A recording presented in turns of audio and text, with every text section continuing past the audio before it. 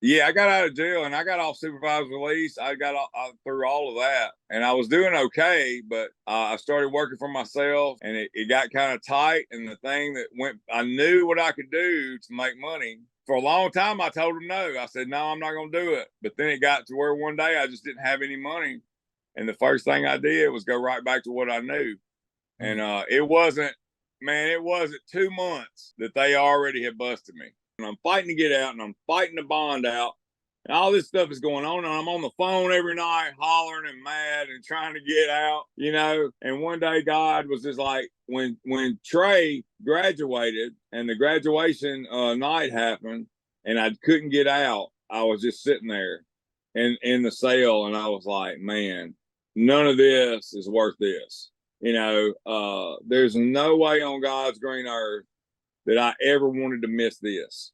Out of all the stuff that I've missed in life, this has got to be my lowest moment.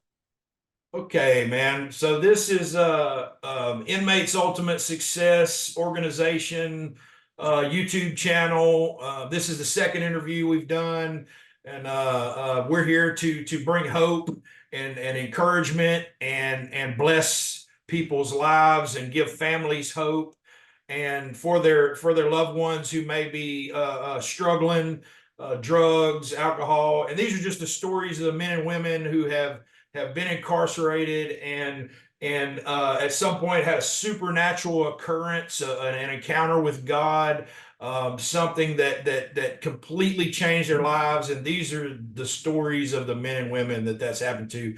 But today we've got Pastor Tim Stampley with us. And so we're going to go ahead and get started with this interview. And I know you guys are going to be blessed, and it's going to help people see that no matter how far you've gone, that God can turn your life around. So, how you doing, Tim? I'm doing great, man. How you doing? Man, I'm awesome. I'm awesome, bro. So yeah, let's get right into it. So, can you just? I know I said your name, but just go ahead and say your name, where you're from, a little bit of your background. All right. Well, my name's Tim Stampley. I'm from Oak Grove, Louisiana. I've actually been born and raised here. Most of my life. I've lived around a lot of other places, but I always seem to come back to Oak Grove. It's home. And a lot of people, when they say they do bad things in a place, they can't ever go back. But I believe with Jesus, you can pretty well go back and do whatever you want to. I live in the same house that I did when the feds wanted me. Wow, Uh, same same house. They were 10 deep. Came in. The state came and got me out of this driveway, and wow, wow. in the same place that all happened, I live here now and I minister out of it. So you don't have to leave. You can do it anywhere. Uh, Yeah. we minister all over the place, and I have lived in other places, but I always end up back here at Oak Grove. Okay, well, awesome, man. Well, awesome. Well, let's get into it, man. We just want to hear a little bit about your life. What was your childhood like? Can you go back, just start from the beginning?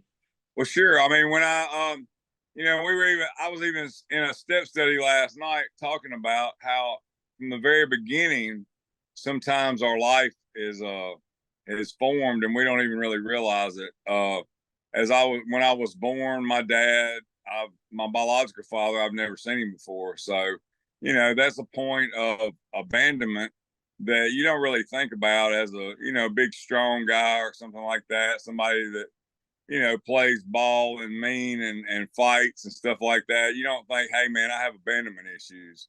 But even from birth, the first 5 years of my life, I lived in this house with my mom and my grandmother. So that was a big part, of the beginning. So what year was that? I mean, was that what can I give us a time frame on that? Right, yeah, that was 1970. Right in the middle of the 70s, and from 70 to 75. Okay. So small town, Louisiana. So Right. you're growing up with well, you said your mother and your grandmother? Yeah, my grandmother, my mother, we all lived here, and when my mom was just getting out of high school, 19, 20 years old, in a small town, it wasn't the easiest thing. And you know, my grandmother told her, hey, you know, you got to go to work. You got this boy, and it's time to go. It's time to go to work. We're not gonna get food stamps. We're not gonna get no help. We're not gonna worry about what he does. If he doesn't ever, you know, he might not ever help. That's okay. Whatever. We're gonna do what we got to do to make it happen.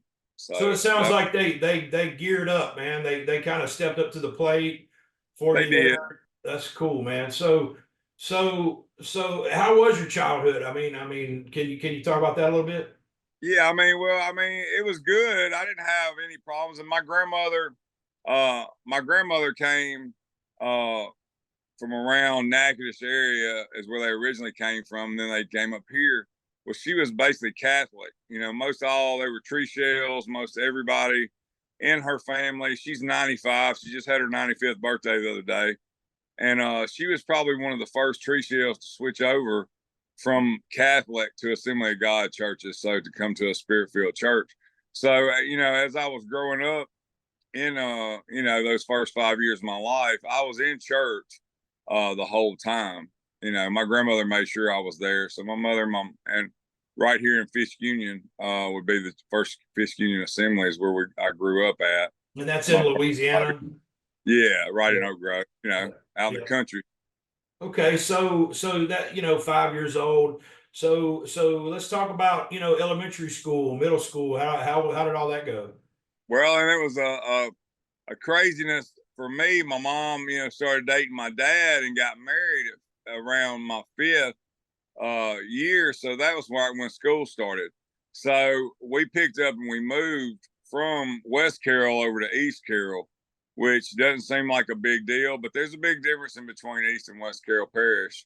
One's dry. Now it's not dry. Now you can get alcohol in it, but for years, just here until here recently, West Carroll and Oak Grove has been a dry parish. East Carroll was not, and it's a whole different, you know, And, realm up there in East Carroll. and so sorry to interrupt you. I just want to, for our viewers, East Carroll, West Carroll Parish. We're talking about counties. If you're not from the Right, state of Louisiana, right, right? So I just want to kind of clarify that stuff right. so So people know what we're talking about. yeah, it's just a bayou in the middle of it. Bayou Mason's in the middle of it. Right on the other side of the Mason is where all the bars were, you Okay. know, and 24/7 gambling and everything was okay in Lake Providence and East Carroll Parish. So it was kind of wild over there. And then over here in West Carroll, it was a little bit more settled down, you know, and different. And but my dad was from East Carroll Parish, and he owned a welding business over there. So we moved over there. So my first kindergarten through third grade, I went to Briarfield Academy. So I was over there, and anything about East and West Carroll Parish is you're either real rich or you're real poor. Mm. I mean, it seems like, and you got the lake in between you. It's not so much like that anymore, but it used to be that way. And so when we were over there, we went to a private school, Mm. and so you know, it's a different world over there, and I didn't really know anybody from over there, so that was you know, and we weren't real rich. We didn't have money like that. We had our own business, but it wasn't like we were really rich. But there was a lot of rich, you know, people there at the school, and I didn't know any of them. So coming in as a person from Oak Grove, which there's always been, you know, some stress in between East and West Carroll Parish people. So I fought a lot. I got you. I got you. So it started getting a little violent at that Well, point. yeah, even in kindergarten, you know, and Yeah. I grew up in a street where, you know, I was mostly around older people, and but I was big. I've always been bigger, so I've always hung out with people that are older than me, and I could play ball, so I could manage to play ball with older kids and stuff. But I also end up having to fight them, you know. But my mom didn't really want me to fight. She didn't want me to cause a bunch of trouble. So for a little while, you know, I was kind of passive about it until one day, you know, she was finally sick of it and she just turned me loose on them, and so I kind of started getting a little bit more aggressive with it. So let's go back. So you said that your mother actually married your father, or was it your stepfather? Well, he's my stepfather, Okay, but okay, okay, okay. and it's not really our relationship though. We don't really consider it like that. You know, he's not. I'm not. when he introduces me, he doesn't introduce me like, "Hey, this is my stepson, I Tim. got you. I got you. I This is got my you. son." You know, and I don't say, "Well, hey, he's my stepdad. He's So my dad. He's the only one that I've ever had." And you know, over time, I've been able to realize how big a deal that is. yeah.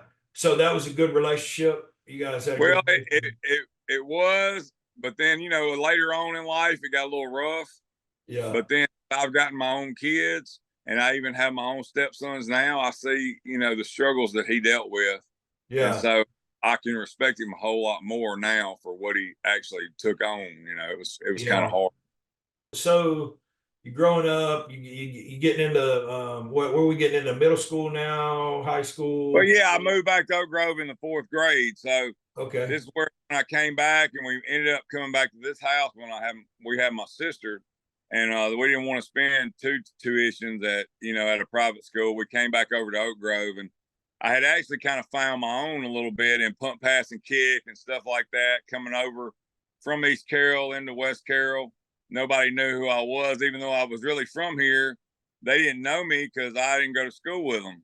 So when we came over here, and I beat them all, and I was just always naturally gifted in sports, so it just came easy. I didn't really have to work at it real hard. My mom actually taught me how to, you know, throw and kick and stuff like that. So I was always real good at kicking a ball. So within the pump, pass, and kick stuff, you know, I got to go to New Orleans, Saints games, all that stuff. I was the only person from Oak Grove to ever do that. So, but I was really from Lake Providence at the time, but really I'm from Oak Grove, you know. Gotcha, gotcha. So So it kind of so messed me up in a way because I was like, I did I fit over here? Did I fit over there? Where did I go? But the sport seemed to, you know, bring it in, made it easier for me to get, you know, get along. And plus it was aggressiveness, you know, yeah. which I'm used to. So you're involved in constructive things and Yeah, we so were in church. I mean, we were in church all the time. I actually got baptized and all that when I was 7 years old. So I mean, okay. we were involved in church. My dad was a board member. Now, Mm. when he was 37, he was alcoholic, but then God touched him while he was drunk, and he actually got saved. You know, during a drunk spell, and since then he was 37 years old, and he's in his 70s now, and he hasn't taken another drink since then. So Wow.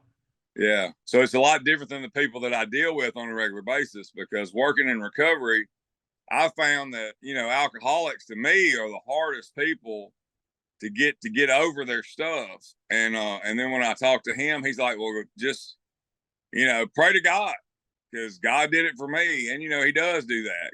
God can supernaturally deliver you from alcohol if you know, ask him to. He can do it. You know, a lot of Yeah. people don't think he can, but he's a testimony of over 40, 50 years of not drinking just from praying.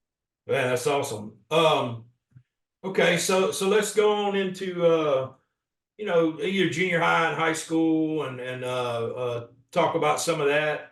And then we'll move into kind of, you know, maybe where you started getting off track. You know, as you know, some people from around here, I mean, sports is king around here where we live. We're in a small town, USA, and small town Northeast Louisiana for sure.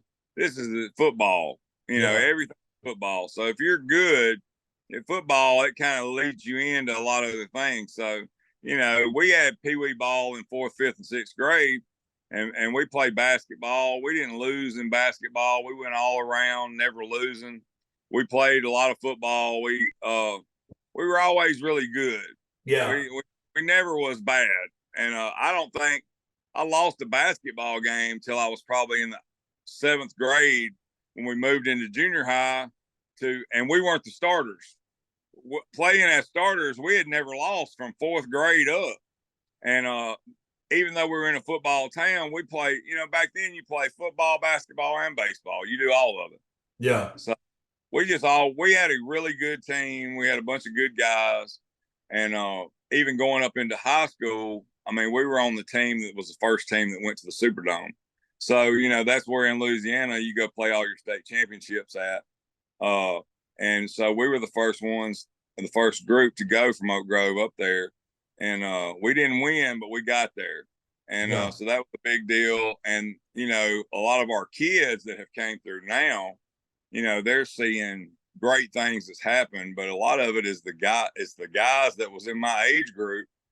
They're kids now, Yeah. are unbelievable athletes. So, you know, that's where, you know, you get into high school and all that. You start playing ball, stuff starts coming easy, Yeah. and you know, you start venturing off into stuff.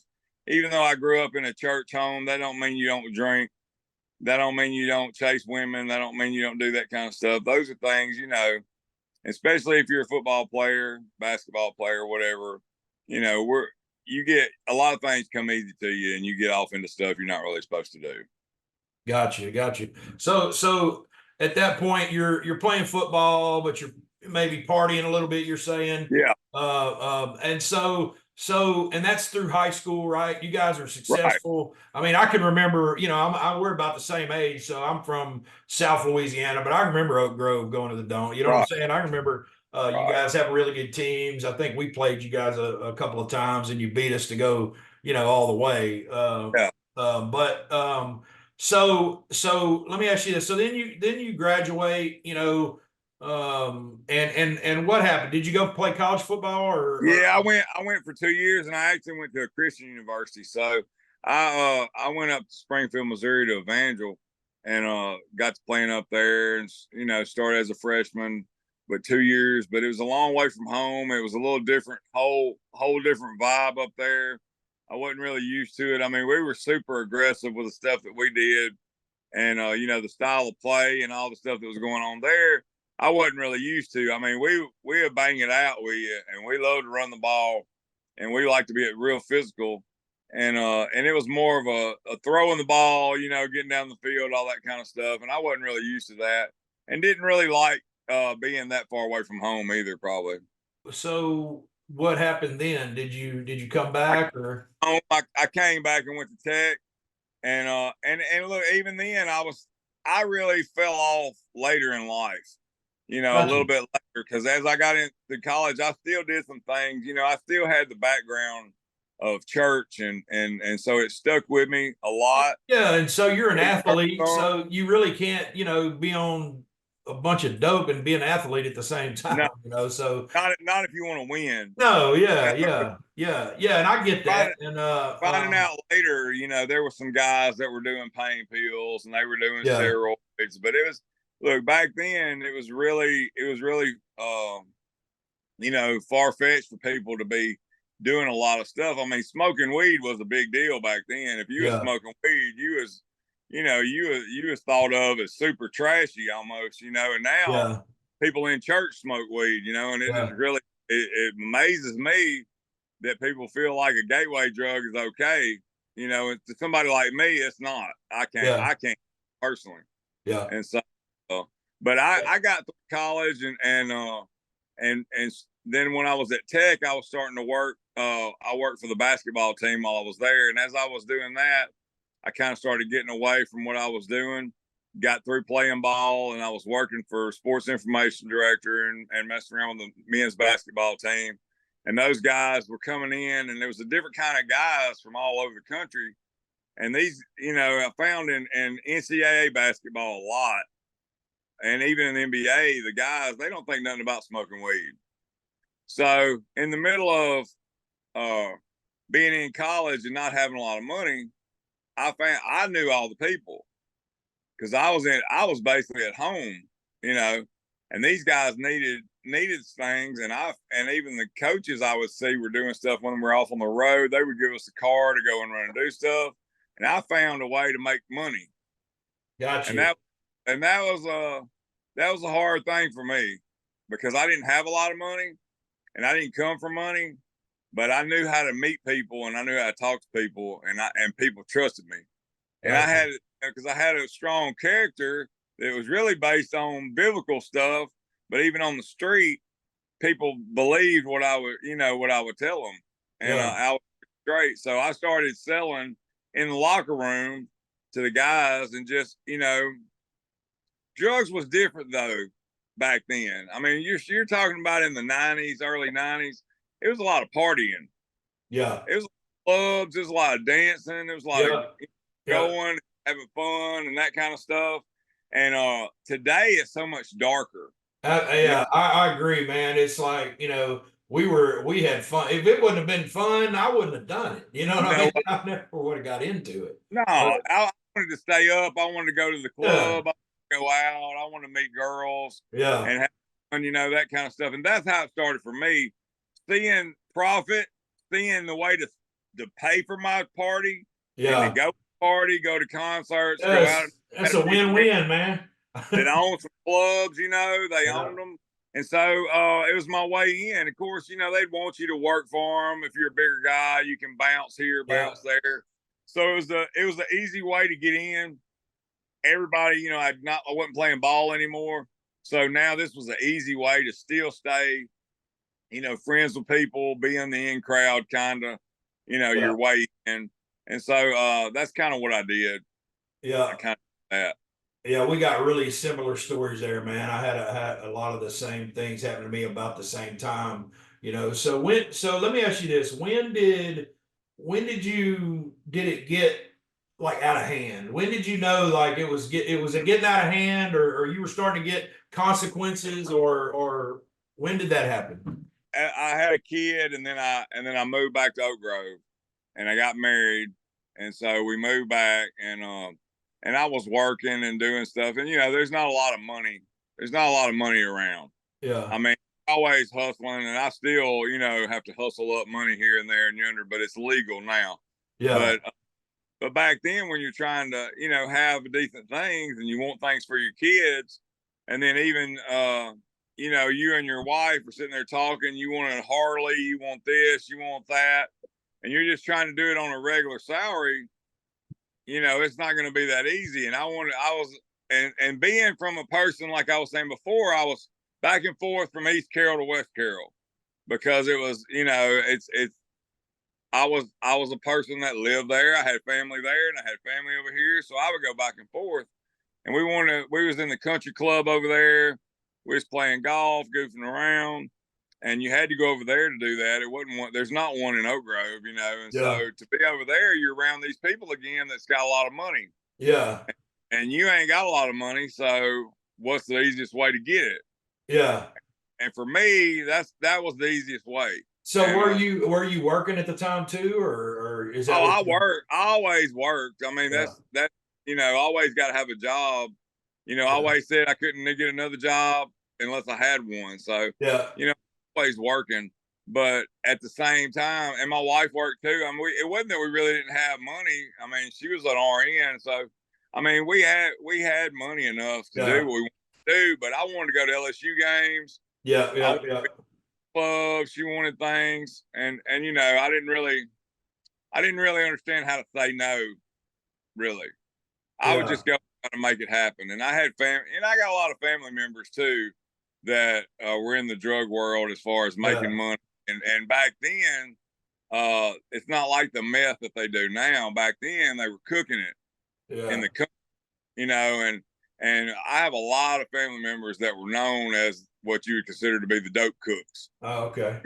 It wasn't like I had to drive to Dallas or drive to Texas to go get it. Yeah, I could go get on a 4-wheeler and ride out in the woods and go get it, yeah, and it was easy and really just easy money. yeah, And yeah. So did you see like though? Did you see things starting to fall apart, or I what? really did. I really didn't understand that it was falling apart on me. I thought I was smart. I was a pretty smart guy. I could cover it up pretty good. Nobody really knew what I was doing. I mean, I would even still kind of go to church here and there, and my family was still involved. And my mom was involved in the ministry out in Dallas, and my sister was too. And nobody would ever really think that what I was doing would have no idea what I was doing, because a lot of the things that I would do that would be illegal wouldn't be here. I Yeah, would do it in Monroe, West Monroe, in that area with people that I knew from college that I was doing it for when I was in Ruston, and in West Monroe, Calhoun area, I would do things over there because I would never do it over here. So I would kind of have a dual identity, got you know, you. was so. And Okay, then so we started doing drugs like super bad, it sneaks up on you. Yeah. You really know. I mean, when you're going from just partying on the weekends and you're just playing, or you might just be going to the lake or something like that, and you might party Friday, Saturday, and maybe Sunday, but then you're right back at work on Monday. You don't really see it as a problem, but you're always just about one tragedy away from it getting dark. So let me ask you this. So what then at that point? So we got a really good idea of what's going on. You know, you're just kind of coasting, making some extra money, and so what happened? I mean, what happened to kind of where it got dark for you? Well, the problems all for me came when the marriage started not being as good as it was. Hmm. And then we started having problems. But the more you do drugs and the more that you have temptations, the worse the marriage is going to get, because you're Yeah, not going to listen to what's going on at home when you have other options and you have money too. And yeah, you're out, and so you're doing things, but you're putting money in on other things. So, people aren't saying nothing bad to you because you just give them money. And so you yeah, just, here's $500, leave me alone, let me go on. Here's $1,000. I was out all night. So what? And it yeah, really mattered to me at that point because, what I had done at one point, I had promised, I said, I'm not going to, she made me promise her that I wouldn't sell drugs anymore. And so I did. But then one day, she came to me and told me we needed some more money. And I was like, I'd quit. I didn't want to do it. And but we had some bills and we had some stuff that we needed money for, and I didn't really believe we really needed it, but I wasn't good at saying no. And so yeah, I even brought some people in to talk to her, and I was like, explain what's going to happen. This is a different day. I had noticed the difference in how people were. There was a change, and I don't know at what year it was exactly, but there was a time when it went from partying in the club to people doing stuff at home by themselves. And I didn't want to ever be a part of that. I didn't yeah. want to be in the bathroom by myself doing drugs. I wanted to be around a crowd of people. Yeah, I mean, I remember it going from partying and sniffing to now people are shooting it. You know what I'm saying? And that's a whole nother. That is a whole nother ball game. And look, I had a friend of mine tell me, he said, Tim, I know you, I know how you are, and here's the deal with you. If you run it, it'll run you. And so from that point on, I was so attracted to the money part of it, the sex, the power of it, all that kind of stuff, that for me, I didn't want it to run my life. I wanted to feel like I was in control of it. So at that point, when he told me that, I knew he wasn't lying, because he did run it, and it was running his life, and he was in and out of jail, and I'd never been busted, Yeah, and yeah. I kept my mind right, and I kept out of jail. So you I, almost, I guess you almost kind of feel like a false sense of, hey, I'm a little smarter than these guys. Maybe I'm handling my business out of town. You know what I'm right. saying? And all that. When did you find out that all that was an illusion? Well, when my wife had a miscarriage, Mm, she had a miscarriage, and I felt like the fact that I started doing a little bit more drugs at the time, not a lot more, but I was staying up 3 or 4 days a week, yeah, and it gotten past where I was just doing some and going to sleep, or then I started putting 2 days together, then it was 3 days, so I was up from Friday to Sunday, yeah, and yeah, it's hard to go to work on Monday without yeah. doing something. And so at this point, when she got pregnant and she lost the baby, I started blaming myself, Wow. because I had a friend of mine that I was selling drugs to, that he was an accountant. And these people I was dealing with had money. Most of them Yeah, all had jobs. They all had families. Most people would never think that they was really doing drugs. There's a lot of people I could tell you that did drugs that nobody would ever believe they were doing drugs, but yeah, they were. I promise you. And this guy had a family, nice family, good money, and all that. Came from a good family and all that. Prominent in Oak Grove where we live, but his wife kept having miscarriages, mm, and he was using my drugs. wow. So when I would when my wife came up pregnant and then miscarried, I thought to myself, well, that's my fault. And it got to a point to where I couldn't really deal with the fact that, the miscarriage she had, and we were having trouble and it was kind of rocky anyway.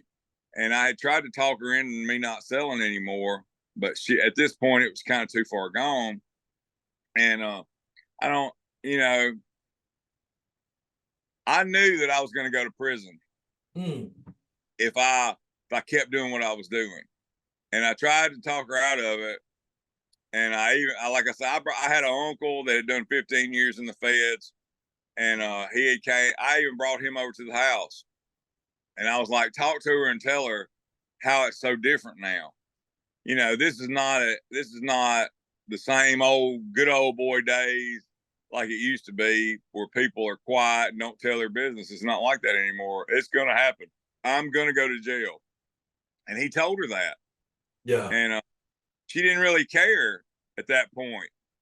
And from that point on, from that day after that meeting, I went off on a tangent.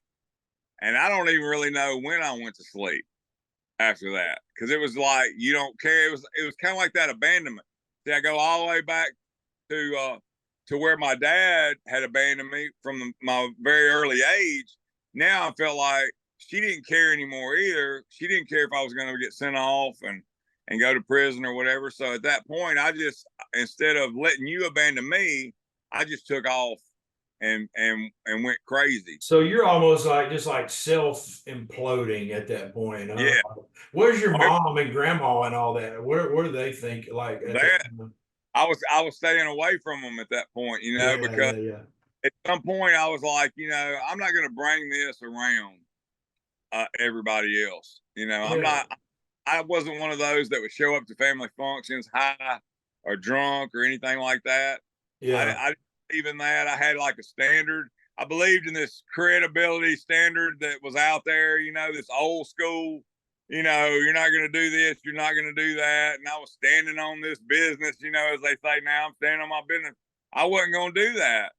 And the whole time though, I'm just swirling out of control. And the stuff that I'm doing is crazy. I find myself in situations that I would never think I was in. Now I got clothes in the back of my car. I got tons of clothes in my truck. I'm running around. I got an SUV and I'm running around Monroe and Shreveport and Dallas, and I'm gone for 3 or 4 days. I show miss birthdays or miss school, end of school or something for the kids, junk that I would never do. And all of a sudden, I just turned into one of these guys that I never wanted to be ever. Wow, man, sounds like your life's spinning out of control, and sounds like you got, man, you're just kind of got the shame stuff going on. This, Definitely. Don't know how you got blaming there. myself. I'm blaming myself for a death of a child. Yeah. And I'm the one at fault. I think shame and guilt is two of the biggest things that anybody who's on drugs ever deals with, because they see themselves in a spot where they never thought they would ever get into. So all of a sudden, I'm meeting people that are living in hotels. I'm seeing people that are like, they got these girls going into these rooms and they're like acting like they're prostitutes, but they're hitting guys over the back of the head and taking all their money. Yeah. I got guns in my pockets, dangerous. My boots. Yeah, I got money stacked in my car. I got little places underneath my car and little lock boxes all over it with money in it in different spots where I also transport drugs out of too. But people that I'm away from people that were my normal people that I was around. Now I'm around this group of guys I didn't even know existed. How many times, man, during all that, do you think that you probably should have died, man? Oh my God. Daily, there were situations that I was in regularly. I've been in places like that they would think no white boy should ever be in, because I was just crazy enough to think I could go anywhere I wanted to. And and I had the friends to do it. And I had people around me, man. I had killers all around me. And it was crazy. Like when I would go to Dallas, to pick up stuff or go over here. Because what happened at one point, there was no longer farmer made drugs. You know, they kind of shut that down with all the Sudafed, all the anhydrous, and all that stuff where the old country boy drugs were. All of a sudden, it became this ice, it became this meth, and you had to go to Texas to get that. And so when I started got away from my family, and I started going to Texas, Houston, and Dallas areas and stuff, dealing with people that, you know, don't speak English. I mean, if you don't understand a little bit of Spanish, you're not going to deal with people with serious weight. I mean, you can't get that over here. It's not here. You got to have a place that's coming from either Mexico or Cuba, somewhere like that. You coming, you know, it's basically it's coming from California on truck drivers, or it's coming over the border in Texas, or it's coming from Florida. I mean, that's, you know, that's basic areas. So at this point, man, you're one slip, one wrong, Oh, walk yeah. in the wrong room, walk in. Oh, I'm paranoid. Yeah. Look, I'm paranoid. I'm crazy. I go to pick up, if I'm supposed to pick up some drugs at 3:00, I'm there at 12, riding all over the place, looking, scanning, trying to be around, making sure everything's going on. I'm meeting people that I didn't have any business talking to. I mean, just people that I would have never trusted. But it's and what's so bad is it was probably an 8-month span of just really being crazy and never sleeping. I look up and all of a sudden I'm arrested. And it's crazy to me. Like, I don't even know, you know, you start off, you're going, yeah, I've been up for one night, or I've been up for 2 nights. Well, yeah, man, I'm 3 nights into it. Next thing you know, you don't know how long it's been since you went to sleep. And so at these points, when you're slept there, you know, you hadn't slept in a week, or you just taking naps, you don't know what's going on. And I done lost all this weight. I've always been kind of big. And my dad tells me later, after he sees me in prison, he's like, man, when you came out to Dallas, because he was living out there, my mom was in Dallas, my sister was in Dallas, and I might as well have been, because I was in and out 3 or 4 times a week. He said, that time I saw you out there, and I remember the time he said, I went on a family deal, and I was already out there, and they didn't know it, but I was there. And my wife and kids came out there, but we were in different cars because I was already there. And when I got with them, I went to sleep in the hotel, and I slept for most of the time that everybody was there, because I'd been up so long. And my dad told me, he said, you look like a skeleton, you know, walking around, and you don't even know it. You don't even realize it. You have no idea that, you know, I'm walking around with a long ponytail, long goatee, riding a Harley, and, you know, and we still got stuff, you know, and appear to be, but I'm not around Oak Grove very much at this point, you know, because everybody would have saw me. So let's talk. What time is this? About what year is all this? I was 37, so from 70 to 37 to that was at 97. Okay. Yeah, and so that, well, no, hold on. I was 37 years old when I got arrested. Okay, so about 15 years ago, something like that. Yeah, 15, 16 years ago. That was my first arrest. Okay. And I'd never been arrested before. Man, I didn't even have a parking ticket. I'd really watched myself because I didn't want to get noticed. You know, I wanted to stay under the radar. I didn't want to have rims. I didn't want to have all nice car, but I didn't want to flaunt it. I had a plan. I had somebody that was telling me what to do, and I was following the rules of what to do, but then the drugs took over. Yeah. And the rules go out the window.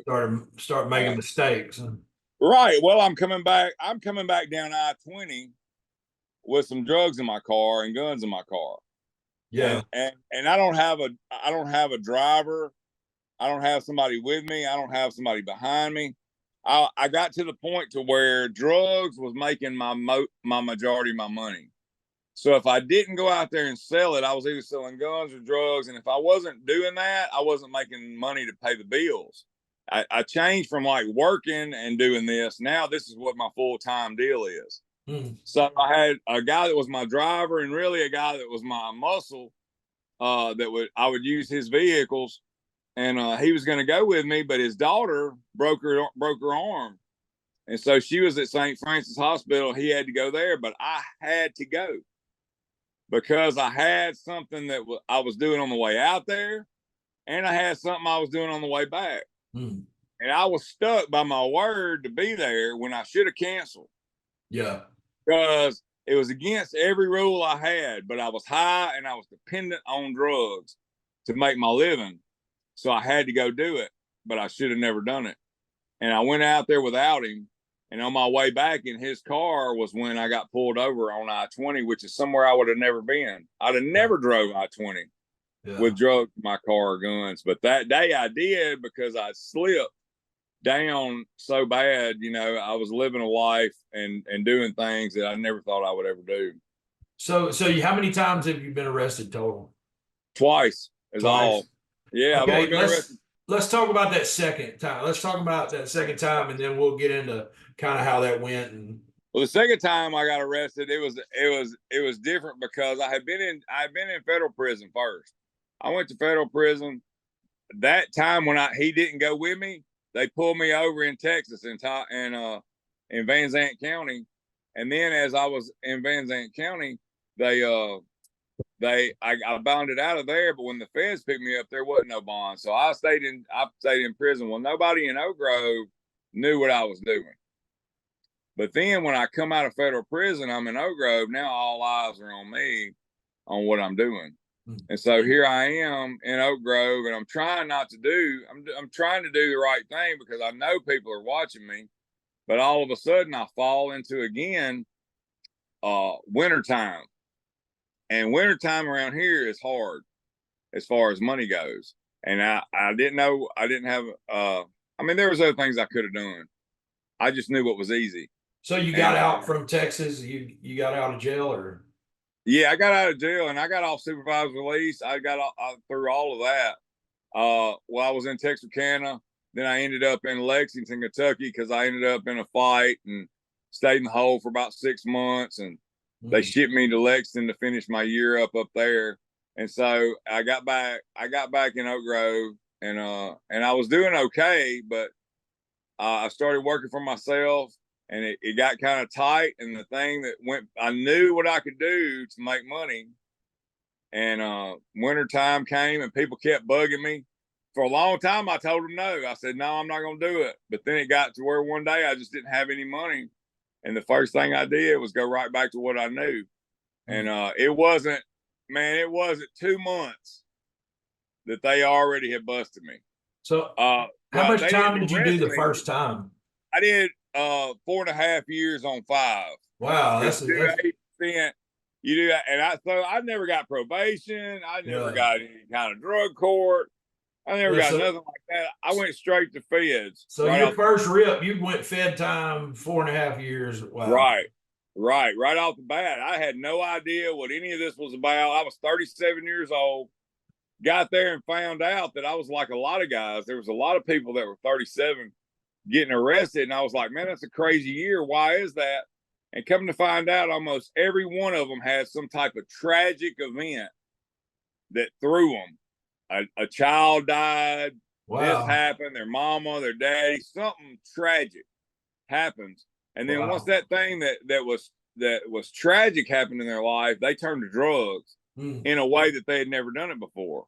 They might have sold drugs for 20 years, but something happens to them. They don't know how to deal with it. Next thing you know, they spiral out of control, and then they're in prison. So you get out from there, and then what? You go back to selling. Right, like I come back. You've talked about that, and so and then you get arrested again. Yeah, well, this was in our area, and probably in most areas, they have what they call roundups, and they have warrant roundups. They go around and they pick up all these people in certain months. West Carroll has a certain month that people get picked up in, and other ones do too. But I don't know nothing about this because this has not really been my life, really. So I'm not even aware that this month's coming up and they're fixing to pick up all these people. Because if I'd have known that, I probably would have left. Yeah. But here I am, I'm sitting at the house, and all of a sudden, before school starts, I got my boys here with me in this very house, and I'm sitting here, and about 10 cop cars pull up in my driveway about 6:30 in the morning.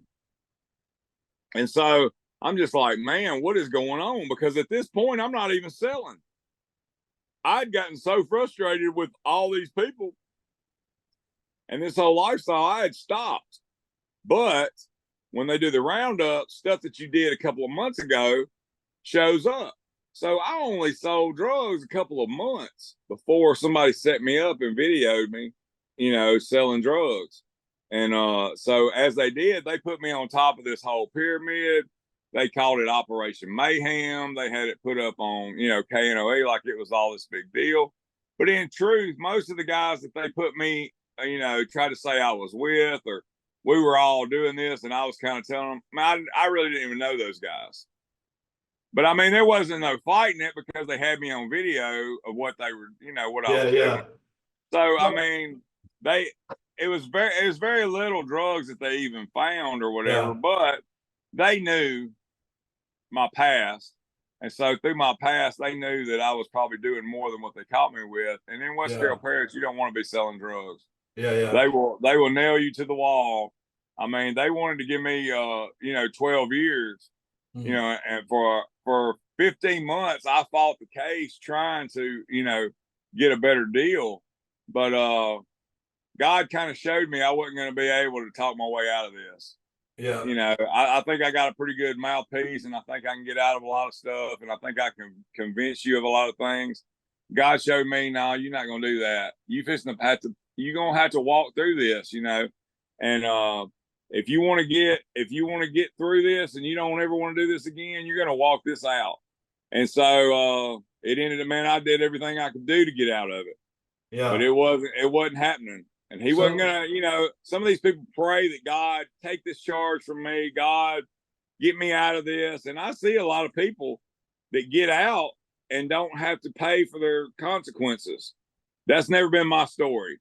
God makes me pay for mine because I think I think I'm too smart. And when I think I'm too smart, I think I can get out of it. And he just wants to let me know, no, you can't do that, because if I let you get away with it, you're just gonna keep on doing it forever. So what year is this? This second arrest, and you're going This through is let's see, so 37, 40. I was around 45, I think, at this point. Because I had gotten from 37 to 4 years on that would be 41, 42. I did about 3 years. About 3 years of supervised release. So then, about as soon as I got off supervised release, all right, it wasn't 6 months that I was already, on. So it was like I did better while somebody was watching me. Yeah. As soon as I got a little bit of freedom, I went right back into doing what I was doing. So we talked kind of the other day about something. Let's start getting into to when this shifted, man. We talked about, you being in jail and then your son graduating, and there was like a moment, or there was something that during that period of time where you just, God shifted everything and you just had enough. So let's talk about all that. Yeah, well, for me, man, I was at a point where I was fighting the case. I had a paid lawyer and all this stuff, and I'm fighting to get out, and I'm fighting the bond out.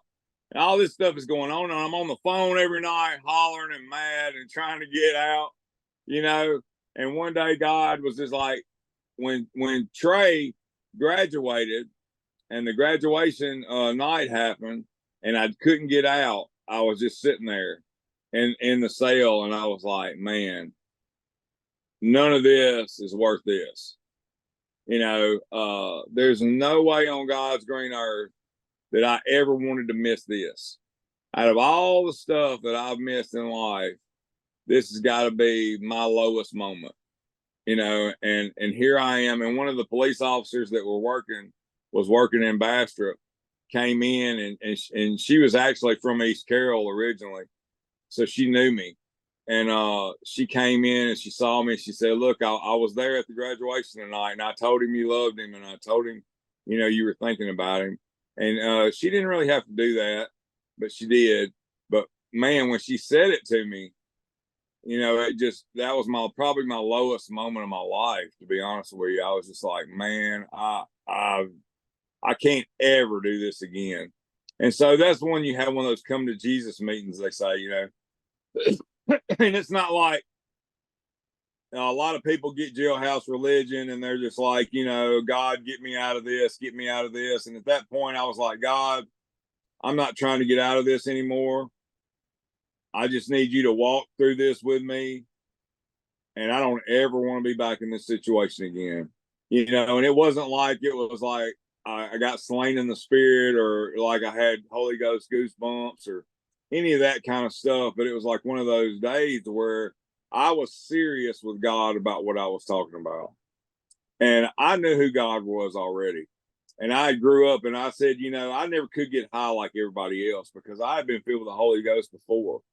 And so, being saved, being baptized, being filled with the Holy Spirit at a young age, I knew what the real feeling was supposed to be like. And I knew what the real high was. And through the fact that I knew what the real high was, I never could get high like everybody else. I had the best drugs in the world. It was uncut.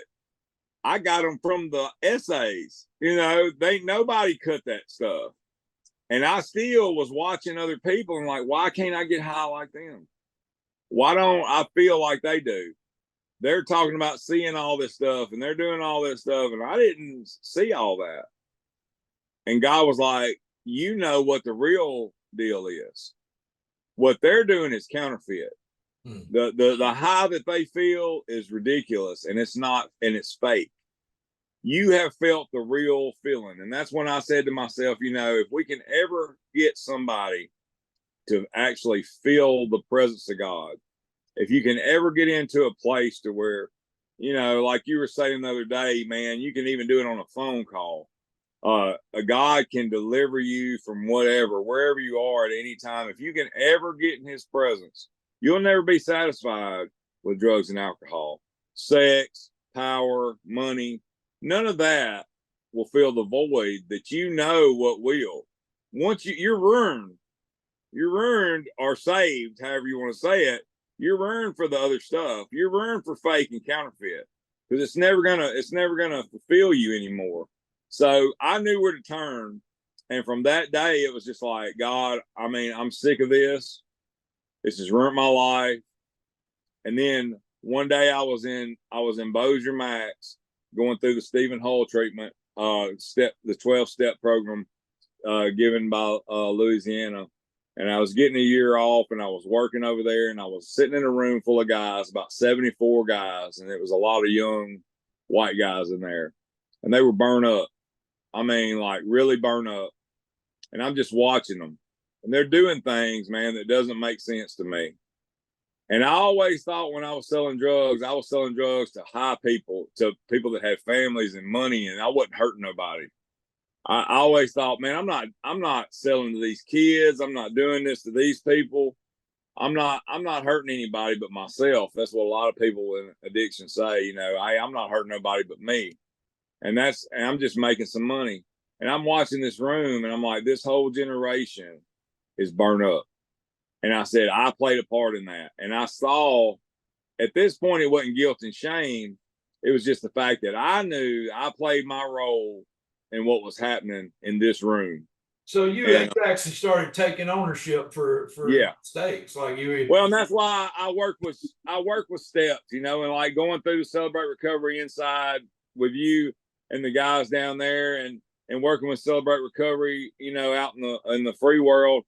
I started understanding steps in a different way, and I don't look at it as, just doing some steps. I know that I took ownership and I quit blaming people, and I didn't have the guilt and shame of it anymore, but I had the responsibility that I took responsibility for what I did. And it wasn't my mom or my daddy, anybody that I'd blamed, my ex-wife or whoever, that left me while I was in prison and, sent me divorce papers on my anniversary and, and just whatever, all these other crazy things that happened. I blamed everybody else but me.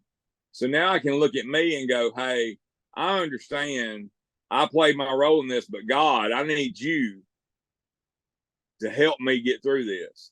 Yeah. And if you'll help me get through this, I'll do what you tell me to do. I was called as a young kid to be in ministry, and I run from it like so many other people do. But then I was like, God, if you'll get me through this, and you'll help me do this, I promise you that I will, I'll serve you from now on. He gave me a 5-year plan, and I tell people a lot, man, write down what God tells you. Yeah. And all the things that God told me to do when I got out. You hear people in jail all the time, yeah, I'm going to do this and I'm going to do that, and they never do it. But I can tell you this, when I got out of jail, I went straight to work. On my list, on my things, and the people that told me, they said, write this down. And I would write it down, and I would go down the list. And now, I've been a licensed minister. I went back to school through Destiny Leadership Institute with a few guys. We all went in. I got licensed. I'm fixing to go down to Houston next week and get ordained on Thursday, and I'm back in college. Congratulations, man. Yeah, back in college, man. I had a 4.0 last semester. I've never done that, and because I'm dedicated to learning, and I'm dedicated to figuring this thing out and getting better. I mean, last night I was at a step study with some more guys that come down and speak for you. And I was just sitting there going over it, man. I'm like, man, I'm 9 years sober. Yeah. And I'm still learning. But not am I only learning, I'm healing. Because there's a lot of stuff that from that very beginning, what I said to start with, when I was abandoned as a baby, that hurt never started getting healed till I started talking about it. Wow. And so here I am. I'm saved. I'm filled with the Holy Ghost. I'm leading worship. I'm preaching. I'm still hurt. Yeah. I still got an open wound. And if you touch me on it, I'm going to react. Yeah. You touch an open wound, I'm going to flare up. I'm 9 years sober and I'm still flaring up. Well, I mean, I was probably about 7 years into it till I started realizing it. Yeah. Wow. So you make that day you hit your bottom, man. Your kids graduate and you're not able to be there, and you're enough is enough. And because of your childhood, you know where to turn. God, I'm all in, right? I'm all in. Right. So it sounds like at that point, so God shows up, right? Yeah. And so after that, so that's 9 years. You haven't done any drugs, you haven't committed a crime, you haven't. No. And now you're a pastor. I know you very, that you're heavily involved in helping drug addicts, helping people that are struggling. You got all kind of stuff going on, man, that God's doing. So tell us a little bit about your future, man. Like what's God showing you, and where are you headed? And man, we're in the middle. It's funny because we're in the middle of trying to decide. He's telling us, he's giving us ideas of what to do. I can tell you this. I know this for sure. We will always be working with people in recovery.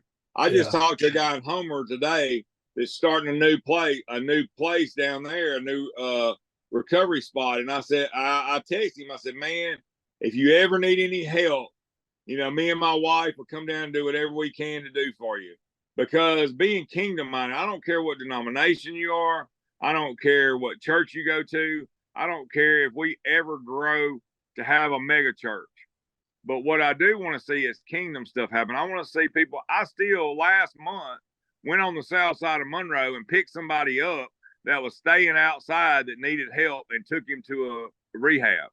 Yeah. I would go down and grab somebody and take them out of the depths of the darkness and go get them. And some people don't feel like they can do that. I did it before. Now I got God. Now I'm okay. I'm all right with God. Why can't I go in there and do that? A lot of churches, we're going to do things in our church, and we're going to plant a church, I feel like, in the near next year. But our church won't look like other churches. I've got other people that have shown me models of how to get in the community, how to really help people.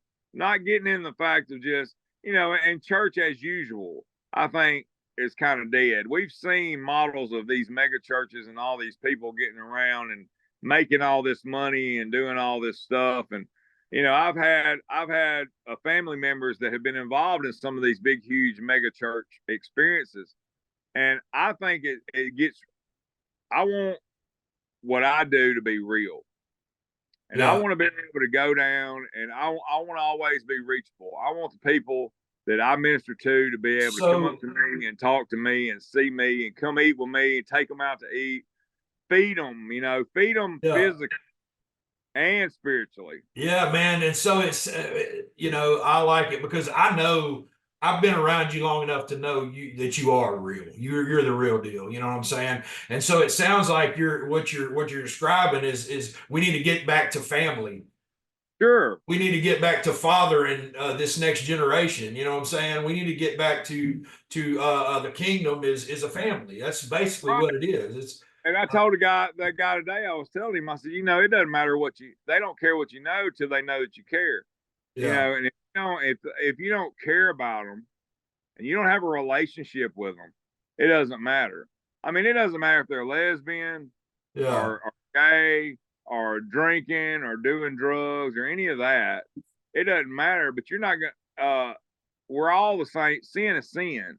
It doesn't matter what they're doing. But the yeah. only way you're going to be able to reach them is if you got a relationship with them. That's right. And we get so big and we get so, where you can't ever touch the guy that's on the platform. Yeah, And he's got an entourage around him and he's walking around, yeah. and you think you got to be, you got to run with P. Diddy to be, The man of God syndrome. that's crazy, man. I Yeah. mean, you got to be touchable. People Well, got to be I, you able to know, reach out and grab you. And I was so impressed one time. The biggest, it's ignorant in a way, but one of the things, Pastor Rodney Duron, who was Denny Duron's dad, that started, I think it's Shreveport Community Church now, but used to be First Assembly in Shreveport that has Evangel High School at it. We went to Manny. I'd been there for 2 weeks, and that church at that time was probably running about 2,000 people. And we went to a game at Manny, and he was coming out the bathroom. And my brother Rodney, he looked at me and said, "Hey Tim, how you doing?" And I was so impressed. How did this man even know who I was? I only been at that church for 2 weeks. I wasn't doing nothing. yeah, Now, eventually, I played drums in the youth band. I knew a couple of people, but I didn't talk to him, yeah. and he knew my name. Wow. I've told that story all over the place Yeah, because I can't tell you every sermon he ever preached. I can't tell you everything that he's ever said, but I tell you what, he called my name that day. yeah.